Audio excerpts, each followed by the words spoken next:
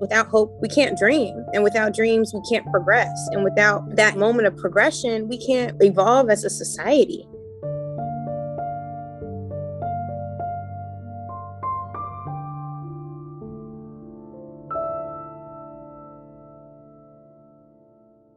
Breonna Taylor. Breonna Taylor. Breonna Taylor. Breonna Taylor. The 26-year-old emergency room technician was shot 6 times in her apartment back in March by plainclothes police serving a drug warrant.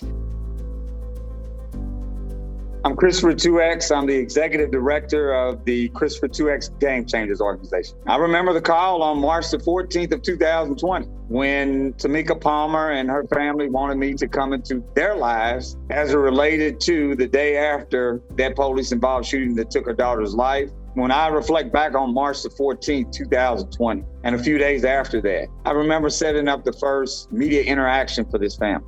Totally remember being invited into that still fresh crime scene, if you will, in regards to the apartment where the shooting took place and the barrage of bullets that I witnessed firsthand. And it was very devastating.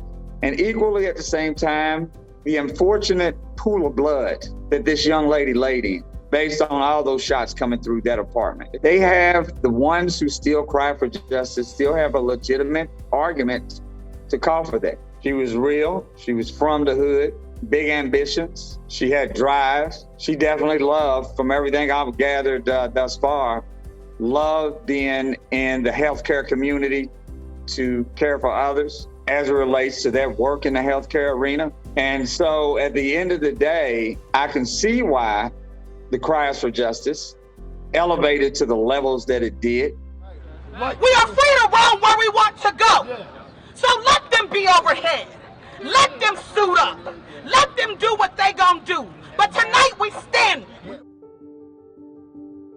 My name is Christy Welch. I am a recent graduate of the University of Louisville in 2019 when Breonna Taylor was murdered. It just kind of felt like you were in the Twilight Zone, because it's like, what? They ran up in someone's house? They killed this Black woman in her home?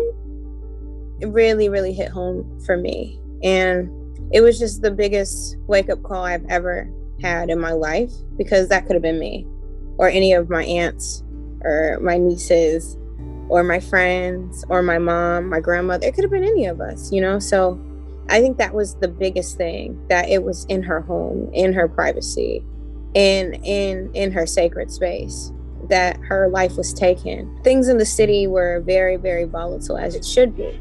I mean, it was just protests every day. I said I love being black. I said we love being black. I said we love being black. I had friends who lost eyes, who I saw on social media from the rubber bullets, who had all the bruises from the rubber bullets, who had, eyes were bloodstained red from the tear gas, all of those things. And it really felt like an act of war was being called upon the city of Louisville and its residents who were fighting for justice. And as the year went by, it's like we had so much momentum and so much fervor and so much vigor for the cause. And then it's like things just started to settle down and just fizzle out to a point to where you wouldn't even expect it being a year later. It's like hardly any protests anymore, hardly anyone's even saying her name, even though that was the movement. I think Breonna Taylor's legacy started to bring the question of the protection of Black women to a head and to the forefront of mainstream media and the conversations among individuals. As Malcolm X said, the Black woman is the least protected and respected woman, the human on this planet. And then it's like to have that woman dead in her home and not even her killers, be even slightly reprimanded for it. It just brought that whole movement and the whole understanding that, Black women have not just been, upset and angry and talking for no reason. These women are really hurting and crying out for someone to hear them, for someone to protect them, for someone to love them.